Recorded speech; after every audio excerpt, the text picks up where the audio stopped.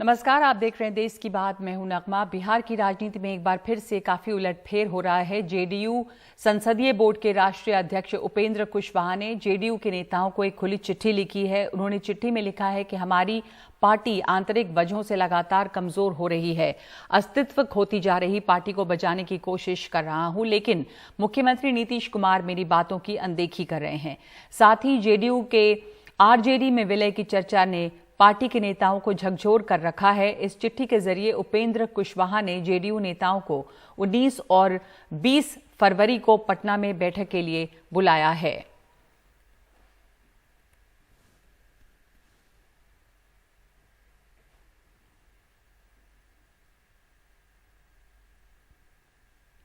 JDU के राष्ट्रीय अध्यक्ष ललन सिंह ने उपेंद्र कुशवाहा के आरोपों को गलत बताया है।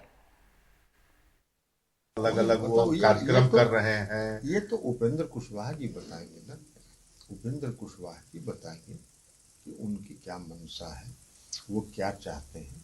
पार्टी से अगर किसी को कोई शिकायत होती है तो वो पार्टी के फोरम पर बात करते हैं, अगर उनकी मंशा साफ होती है तो। लेकिन कोई अगर सार्वजनिक तौर पर पार्टी की बात कर रहा है तो इसका मतलब है कि कहीं ना कहीं कुछ मामला है। तो अब ये तो वो बताएंगे ना कि उनके मन में क्या है, उनकी क्या इच्छा है, भविष्य की उनकी क्या रणनीति है, ये वो बताएंगे। मनीष हमारे साथ जुड़ रहे हैं, इस वक्त फोन लाइन पे हैं। मनीष कुमार, बिहार की राजनीति में जो उलटफेर लग रहा है कि हो रहा है, वो कितना ज्यादा हलचल पैदा कर सकता है? मनीष, उपेंद्र कुशवाहा के जो ये दांव है, जो वो बार बार तमाम तरह के बयान दे रहे हैं, इससे क्या फर्क पड़ने वाला है आपको लगता है जेडीयू को? देखिए, जेडीयू जो पार्टी है, कोई भी जो क्षेत्रीय पार्टी होती है, उसके जो सुप्रीमो होते हैं वो सर्वे सर्वा होते हैं। सुप्रीमो जहां जाते हैं, अभी तक जो क्षेत्रीय पार्टियों का रिकॉर्ड रहा है कि जहां जहां उनके सुप्रीमो जाते हैं वो वैसे वैसे उनका आधारभूत वोट जाता है। इन पार्टियों में नंबर 2, नंबर 3 का कोई ऐसा खास प्रभाव नहीं देखा गया। जहां तक उपेंद्र कुशवाहा की बात है, तो हाँ, उपेंद्र कुशवाहा ने अपनी पार्टी का मर्जर किया था, लेकिन पिछले 2 सालों के दौरान उन्हें जिस बात की उम्मीद थी कि वो पार्टी में नंबर 2 बनकर उभरेंगे, तो वैसी स्थिति नहीं हुई। और अब उनके पार्टी के, और उनको लगा था कि जब भी वो इस तरीके का नाराजगी अपना प्रकट करेंगे तो कहीं ना कहीं नीतीश कुमार या ललन सिंह उनको उनकी मान मनोबल की कोशिश करेंगे, तो वैसा भी नहीं हुआ। वैसे में अब पार्टी की तरफ से एक आप कह सकती हैं कि उपेंद्र कुशवाहा को पूरी तरीके से स्वतंत्र कर दिया गया है कि आपको जहाँ जाना हो जाए। पार्टी फिलहाल आपके लिए पार्टी में कोई गुंजाइश नहीं बची हुई है, क्योंकि अगर पार्टी में वो गुंजाइश होती या पार्टी में नीतीश कुमार को उनको रिटेन करना होता, तो इस सच को उपेंद्र कुशवाहा भी नगमा जानते हैं कि तुरंत नीतीश कुमार की तरफ से उन्हें कोई ना कोई शांति दूत भेजा जाता या उन्हें तुरंत बुलाकर उनसे बातचीत की जाती। नगमा जी, शुक्रिया आपका। मनीष, जैसा आप कह रहे हैं, जाहिर सी बात है कि उपेंद्र कुशवाहा के इन बयानों से कुछ हो नहीं रहा है। एक के बाद एक वो बयान दे रहे हैं, लेकिन कोई उलटफेर या कोई हलचल ऐसी वो खड़ी कर दें बिहार की राजनीति में, ये नहीं दिख रहा। ना हो नीतीश कुमार की तरफ से कहीं कोई संदेश मिला है। उधर बिहार के कटिहार में नीतीश कुमार की समाधान यात्रा के दौरान हंगामा हुआ है। मुख्यमंत्री से न मिल पाने के चलते नाराज लोगों ने एक हंगामा मचाया। नाराज लोगों ने आगजनी भी की, जेडीयू के पोस्टर और बैनर फाड़े और उसे जला दिया। नीतीश कुमार के खिलाफ काफी नारेबाजी हुई है।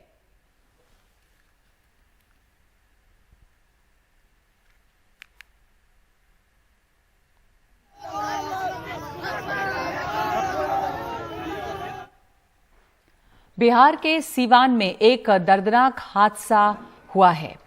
एक छात्रा को एक ट्रक ने कुचल डाला, जिससे उस छात्रा की मौत हो गई है। वो साइकिल से पढ़ाई के लिए कोचिंग जा रही थी, उसी दौरान ये हादसा हुआ है। नाराज लोगों ने लगातार यहां पर हंगामा किया है, ट्रक को जला डाला है और पुलिस से भी इनकी कुछ बात नोकझोंक हुई है। बार देखा हुआ था, ये दूसरे दिन का छोड़िए ना, कल हो रहा था यहाँ पे। और समाजवादी पार्टी के नेता स्वामी प्रसाद मौर्य के खिलाफ पुलिस में शिकायत दर्ज हुई है। दिल्ली के पश्चिम विहार थाने में शिकायत की गई है। रामचरितमानस का अपमान करने का उनके ऊपर आरोप है और इसकी दिल्ली पुलिस जांच कर रही है। रामचरितमानस पर स्वामी प्रसाद मौर्य की टिप्पणी को लेकर स्वामी प्रसाद मौर्य जो हैं वो विवादों में हैं। हालांकि स्वामी प्रसाद मौर्य का ये कहना है कि उन्होंने ऐसा कुछ नहीं कहा है जो अपमानजनक है और वो पहले भी सवाल उठाते रहे हैं और मांग करते रहे हैं कि इसमें जो लिखा है उसमें संशोधन करना चाहिए। मुकेश सिंह सेंगर मेरे साथ जुड़ रहे हैं। इस मामले में केस रजिस्टर हुआ है दिल्ली में मुकेश, और किन धाराओं में केस रजिस्टर हुआ है, इसमें शिकायत क्या की गई है? देखिए, बिल्कुल एक महादेव पार्टी है, उसके अध्यक्ष हैं पंकज नंदा। उन्होंने एक शिकायत दी है पश्चिम बिहार थाने में, जिसमें कहा गया है कि रामचरितमानस को लेकर जो स्वामी प्रसाद मौर्य हैं उन्होंने एक विवादित बयान दिया है और ये भी एलिगेशन है कि उनके सहयोगियों ने रामचरितमानस के पन्ने फाड़े हैं। तो इसको लेकर शिकायत दी गई है और कहा गया है कि ये बेहद अपमानजनक है और इससे लोगों की भावनाएं आहत हुई हैं। तो इसको लेकर जो शिकायत दी गई है उसकी फिलहाल दिल्ली पुलिस जांच कर रही है। हालांकि अभी कोई केस दर्ज नहीं हुआ है, लेकिन दिल्ली पुलिस लीगल ओपिनियन ले रही है कि क्या ये जो टिप्पणियां हैं वो कानून के दायरे में एक तरह का अपराध उनसे बनता है। तो इसको लेकर लीगल जो राय है वो ली जा रही है और हो सकता है कि बहुत जल्दी ही दिल्ली पुलिस इस पूरे मामले में केस दर्ज कर ले। अभी पश्चिम बिहार थाने की जो पुलिस है वो इस पूरे मामले की जांच कर रही है और शिकायत को रिसीव कर लिया गया है और लीगल ओपिनियन लेने के बाद इसमें हो सकता है कि दिल्ली पुलिस केस दर्ज करे। जी, धन्यवाद आपका मुकेश सिंह सेंगर। इसे लेकर तमाम तरह की राजनीति भी हो रही है और इसे लेकर अखिलेश यादव का क्या कहना है ये सुनते हैं, क्योंकि अखिलेश यादव ने इस पूरे विवाद के बाद जब ये घटना हुई रामचरितमानस को लेकर, उसके बाद स्वामी प्रसाद मौर्य का कद जो है वो पार्टी में और बढ़ाया ही है, जिससे आरोप लग रहा है कि ये इस पर राजनीति हो रही है और इसके ऊपर ओबीसी, दलित और अगड़ों की जो राजनीति है उसके लिए भी एक ग्राउंड तैयार हो रहा है। तो सुनते हैं कि अखिलेश यादव ने क्या कहा इस पर। देखिए, रामचरितमानस से किसी को शिकायत नहीं है। भगवान श्री राम को हम मानते हैं। मैं आज भी, योगी जी शायद मुख्यमंत्री होकर के भजन नहीं सुन पाते होंगे क्योंकि वो व्यस्त हैं। उन्हें तो सब भजन याद होंगे क्योंकि वो उस संस्था, उस परंपरा से आ रहे हैं जहां भजन होता है। भजन उन्होंने पहले से सुने होंगे। मैं आज भी 1 घंटा भजन सुबह सुनता हूं। तो रामचरितमानस से शिकायत नहीं। जो गलत है वो गलत है। देखिए, जो गलत है वो गलत है। इसीलिए मैंने कहा कि मैं उन परिभाषाओं को अच्छी तरह परिभाषित नहीं कर सकता। तो ये जो परिभाषा है वो मुख्यमंत्री से बेहतर कोई नहीं परिभाषित कर सकता है। और बीजेपी इसमें, क्योंकि वो हैं एक्सपर्ट हैं, बीजेपी के लोग धर्म के मामले में बहुत एक्सपर्ट हैं। वो साइंटिस्ट हैं, रिलीजन के साइंटिस्ट हैं वो। तो कम से कम ये बताएं कि शूद्र कौन होता है। तो ये सवाल उठा रहे हैं अखिलेश यादव कि वो ये बता दें कि शूद्र कौन होता है। रामचरितमानस में जो लिखा गया है शूद्रों के बारे में, नारी के बारे में, उसे लेकर एक हंगामा है और उसे लेकर ही सवाल उठाया स्वामी प्रसाद मौर्य ने भी। बात अब तेलंगाना की करते हैं। तेलंगाना के सीएम केसीआर की पार्टी भारत राष्ट्र समिति ने आज तेलंगाना के बाहर पहली रैली की है। महाराष्ट्र के नांदेड़ में हुई इस रैली में केसीआर ने कांग्रेस और बीजेपी दोनों पर निशाना साधा है और कहा कि कांग्रेस गई और बीजेपी आई, लेकिन सिर्फ भाषणबाजी ही होती रहती है। जनता की समस्या का कोई समाधान नहीं निकलता। उन्होंने प्रधानमंत्री मोदी और मेक इन इंडिया प्रोजेक्ट पर भी तंज कसा है। जो लोग समझते हैं बात को, एक दीप से दूसरा दीप जलाए जैसा बात को फैलाना चाहिए, समझाना चाहिए। जो इतिहास चला उसको साफ बता रहे। भारत अब देखिए का देश है, बुद्धुओं का कुछ हल निकला, कुछ समाधान निकला। वक्त आने पर कांग्रेस गया, बीजेपी आया, भाई वही भाषणबाजी, कोई ये बात तो कोई वो बात। तू कितना मैं कितना, तू कितना का आया मैं कितना का आया, तेरा वो घोटाला तो मेरा ये घोटाला। माननीय मोदी जी जैसा प्रधानमंत्री बने, उनका एक बड़ा गंभीर स्कीम था मेक इन इंडिया।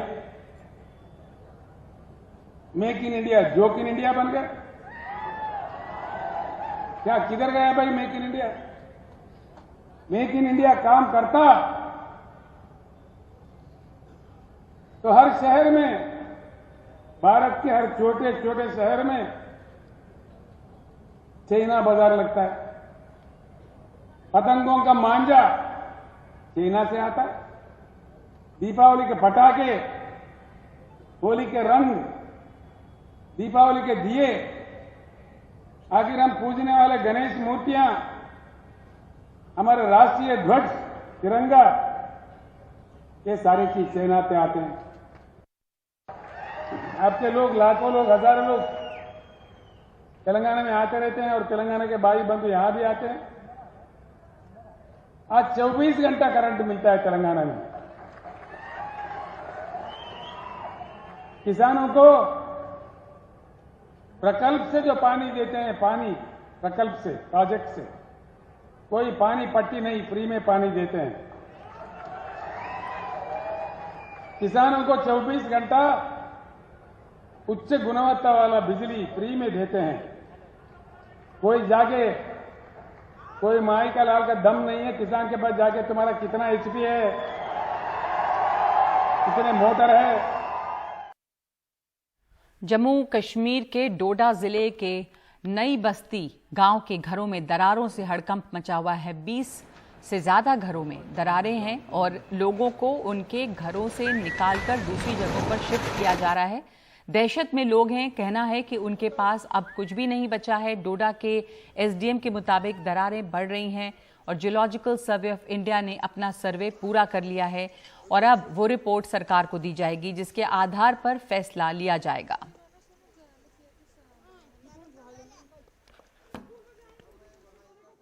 परेशानी ठंड में तो भटक रहे हैं हम, इतनी ठंड है।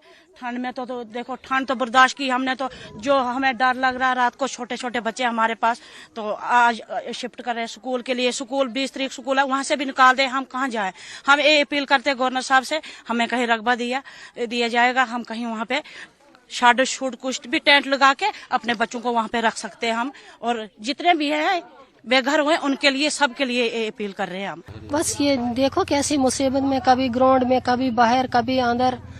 परसों से हम रह रहे हैं इधर शेड में, ना उधर कुछ इंतजाम है, ना कुछ है, अंधेरे में रह रहे हैं। तो बड़ी मुसीबत है, बहुत मुसीबत, हम पे बहुत कहर टूट पड़ा, बहुत मुसीबत है। अब गवर्नर साहब है और मोदी साहब से अपील है कि हमें रकबा कहीं दिया जाए, जमीन दिए जाए, ताकि हम अपने दिन निकालेंगे उधर।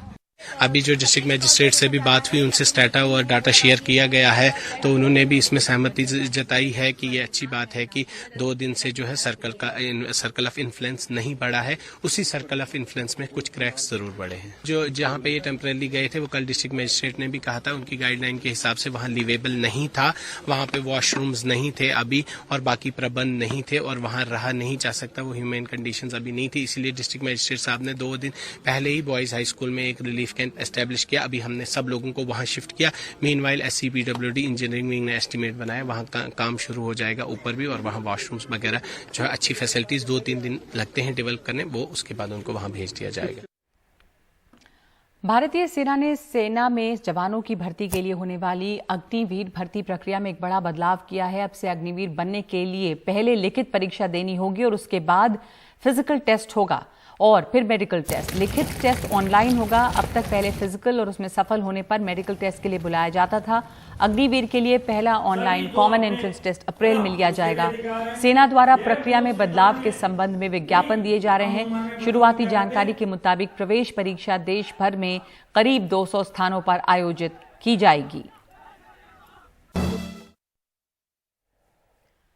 पूर्व क्रिकेटर विनोद कांबली के खिलाफ FIR दर्ज की गई है। विनोद कांबली की पत्नी आंद्रिया की शिकायत पर यह FIR हुई है, जिसमें आरोप है मारपीट और गालियां देने का। बांद्रा पुलिस ने विनोद कांबली को पूछताछ के लिए बुलाया है और इससे विनोद कांबली की मुश्किल बढ़ी है। विनोद कांबली एक मुश्किल में है। पूर्व क्रिकेटर हैं विनोद कांबली, जिनके खिलाफ उनकी पत्नी ने ही FIR दर्ज कराई है, जिसमें मारपीट और गाली गलौज की शिकायत है।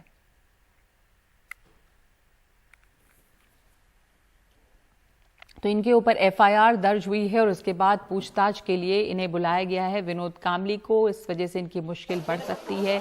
पत्नी आंद्रिया का आरोप है कि ये बदसलूकी कर रहे थे। पत्नी ने ये आरोप लगाया है कि विनोद कांबली जो है वो मारपीट भी करते थे, गाली गलौज भी करते थे। सुनील, आपसे जानना चाहेंगे इसके डिटेल्स इस मामले के। देखिए, विनोद कांबली पूर्व क्रिकेटर हैं, बहुत ही उनका नाम रहा है। हालांकि वो ज्यादातर जो उसके बाद जाने गए वो लड़ाई झगड़े के लिए ही जाने जा रहे हैं। बांद्रा में फिलहाल वो रहते हैं, वहां पर उनकी पत्नी ने आंध्र जो है उन्होंने बांद्रा पुलिस थाने में शिकायत दर्ज कराई है कि 23 तारीख को जब वो घर में थी तब शराब के नशे में थे विनोद कांबली, और उस दौरान उन्होंने उनसे गाली गलौज की, और जब विरोध किया बच्चों ने और आंधिया ने खुद, तब वो नाराज होकर वो फ्राई पैन का जो हैंडल था घर में टूटा हुआ था उससे उन्हें फेंक के मारा, जिससे आंधिया को चोट पहुंची। और फिर आंधिया और इससे आंधिया फिर उसके बाद भाभा अस्पताल गई, वहां उन्होंने मेडिकल कराया, और मेडिकल कराने के बाद उन्होंने मामला दर्ज कराया है बांदा पुलिस थाने में। पुलिस ने मामला दर्ज कर लिया है FIR, और अभी विनोद कांबली को पूछताछ के लिए बुलाने के लिए 41A की नोटिस दी गई है, और उनसे पूछताछ के बाद फिर अगला कदम उठाएगी पुलिस का, ऐसा कहना है। ठीक है सुनील, आप बता रहे हैं कि 41A की नोटिस दी गई है, इनको धारा 41A के तहत इन्हें यहाँ पर पेश होना होगा, उनसे पूछताछ की जाएगी क्योंकि पत्नी ने इनके ऊपर आरोप लगाया है। विनोद कांबली अपने जमाने के मशहूर क्रिकेटर रहे हैं। विनोद कांबली अलग अलग वजहों से खबरों में भी आते रहे हैं। अब उनकी पत्नी के आरोप के बाद FIR उनके खिलाफ दर्ज की गई है।